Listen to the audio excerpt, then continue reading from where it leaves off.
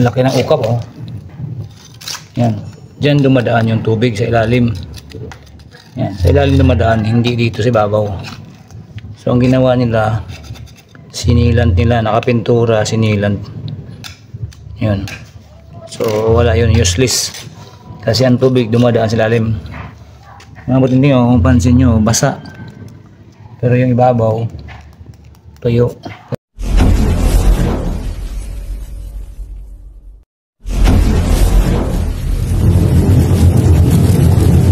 Alright mga butinting, welcome back ulit sa channel, Cord Office Butinting. Meron tayong gagawin ngayong mga butinting. Mag waterproofing tayo dito sa grill na to. Hanggang doon, papunta roon at papunta naman dito. Tumatagas yung tubig dyan sa gilid na yan. Yan. So bali ang gagawin muna natin sa ngayon ay aalisin natin tong pintura. Kasi kung napansin nyo mga butinting, yan o. Yan, malalambot yan mga butinting. Gamit ako ng spatula.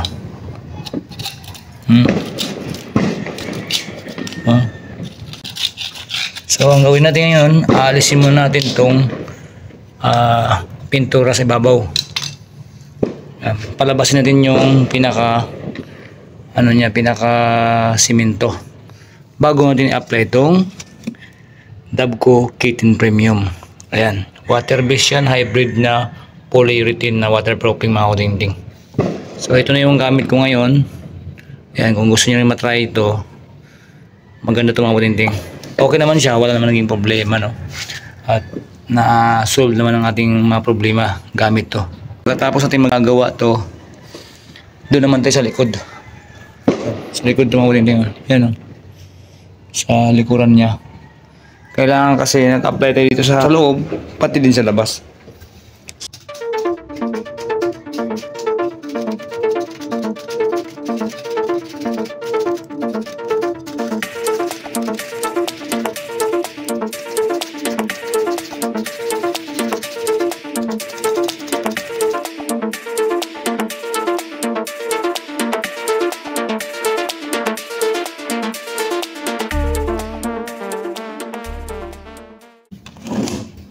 Hindi natin pwedeng gamitin yung ating waterproofing pag maraming dumi.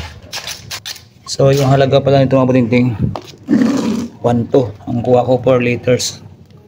Yan, 1.2. Dito sa suki kong hardware, no? Meron yan sa mga ibang hardware. Hindi naman lahat meron siguro.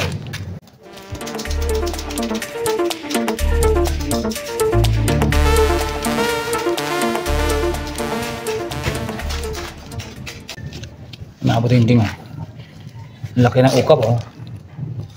Yan, dyan dumadaan yung tubig sa ilalim. Yan, sa ilalim dumadaan, hindi dito sa ibabaw. So ang ginawa nila, sinilant nila, nakapintura, sinilant. Yun. So wala yun, useless. Kasi ang tubig dumadaan sa ilalim. Mga butinting, oh, kung pansin nyo, basa. Pero yung ibabaw, tuyo.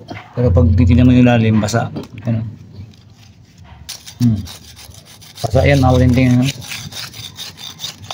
So pag in-apply natin yung K10 Premium mga butinting, kailangan malinis to, nalabas yung pagka simento nya.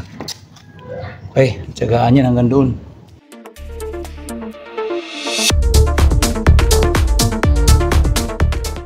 Ang gawin natin, kailangan din tong palabasin yung simento. Yan. Kaya hindi mo mapapansin nyo, basa. Basa yung ilalim, pero kung titingnan mo yung ibabaw, tuyo. Kasi dito dumadaan yung tubig sa ilalim. Hindi dumadaan sa ibabaw. Sa ilalim sila. Kaya ang gawin pa natin dito ay ibabapin natin gamit ang sanding disc. I-grinder natin to hanggang lalabas na yung pagkasimento nya. So ganun ang ating ibang mga butinting. Pag matapos natin itong kutin lahat, i-grinder natin to. Okay, konting-konti na lang mga butinting.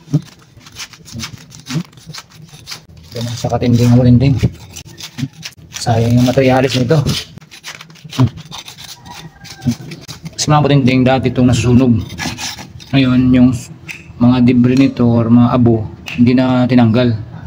Dapat pag ganito mga butinting na susunog yung bahay, kailangan talaga natin na kutkutin yung semento or ibababing natin, palabasin natin yung semento para hindi masasayang yung ating i-apply na pintura or waterproofing. Ganun mga butinting. Tapos na natin tuklapin, no? So dapat ganito ang ating pagtuklap. Yan, lalabas na yung pagkasimento niya. Pero kailangan pakinisin pa talaga natin to. Yan, oh. So natanggal ko na lahat ng pintura. Ang sunod natin gagawin ay i-buffing natin gamit ang grinding disc. Tingnan, puro uling yan. Puro uling yan. Yan, oh.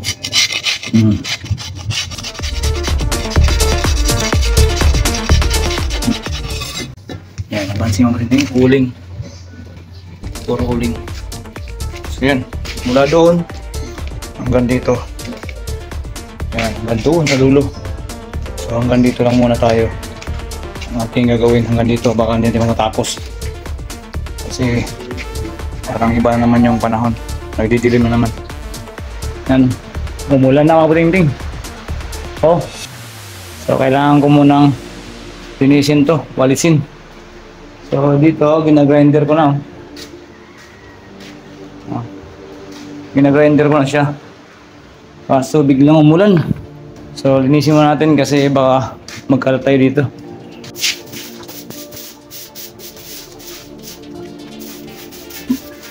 Daming ang tawag nito yung para siyang uling.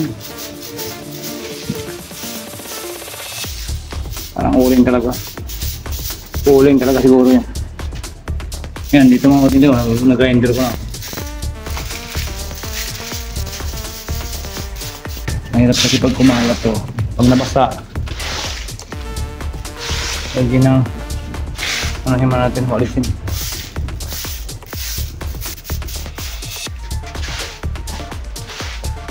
Grabe yung lakas sa ulan, no? So hindi pa tayo natatapos dito. Magsimula pa lang tayo mag-grinding. Lumakas na yung ulan. So dito mga butinting, oh, yan, oh. Kaya lumabas na tubig na, oh. So dyan dumadaan yung tubig. Okay. Yan, oh. Mga butinting, lumabas na. Yan, madali na mga butinting. Galing loob. Yan, nagtabasa na. Mga butinting, nagtabasa na. So dito, confirm na, ayun, lumabas na. So hindi pa natin ito na tapos, yan, lumabas na yung, dyan talaga dumadaan yung tubig. Lakas! Lakas, eh.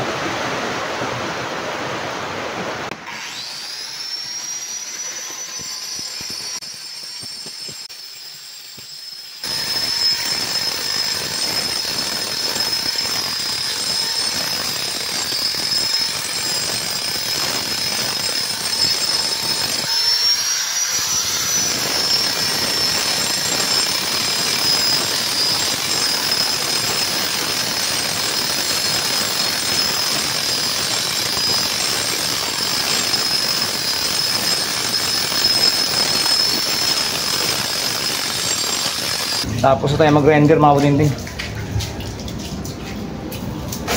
So labas na yung semento.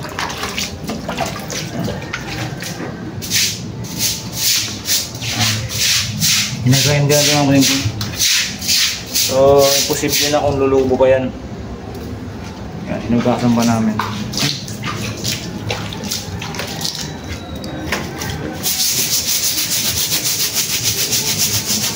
Yan ang pag-preparation mga butinting. Pag kayo nag-waterproof ng ganito, yan, i-prepare nyo muna sa ganun. Kailangan walang pintura na luma para walang lubo or walang backjob. Yan. Posible nang lulubo yan mga butinting. Labas na yung semento. Pinag-grinder pa natin yan. Dito malinis na.